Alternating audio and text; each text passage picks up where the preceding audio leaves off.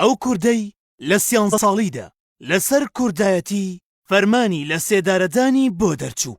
زۆر جار تەنیا لەبەر ئەوەی کووردە مرۆڤی کورد قورسترین سزای وەرگرتووە، بەڵام هەمیشە سزادراوە کوردەکە لە سزادەرەکە بەیەستر دەرکەوتووە و ناوبانگی زیاتر بووە. نمونەی ئەم ڕاستیە مێژوویە چیرۆکی ژیانی سترانبێژی بەناوبانگی باکووری کوردستان محەممەد عارف جزیریە. محەممەد عارف جزیری ساڵی 1912 لە جزیرەی باکووری کوردستان لەدایک بووە.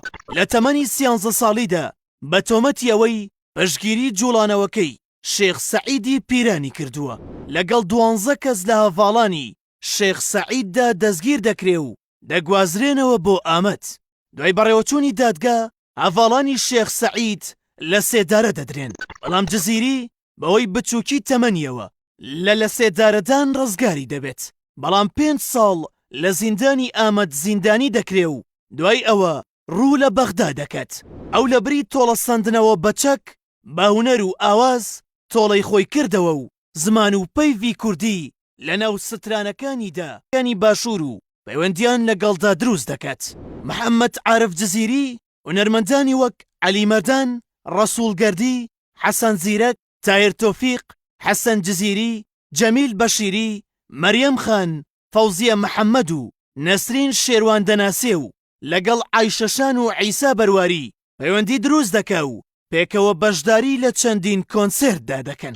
محەممەد عارف جزیری زۆر جار گوند بە گوند دەگەڕا و بەیتی دەوتەوە، بەڵام ژیانی جزیریش وەک زۆربەی نووسەر، ڕۆشنبیر و هونەرمەندانی کورد ئاژاری تێپەڕی و سەرنجام لە ڕۆژی 7 مانگی 12 ساڵی 1986 لە نەخۆشخانەی شاری دهۆک کۆچی دوایی کرد.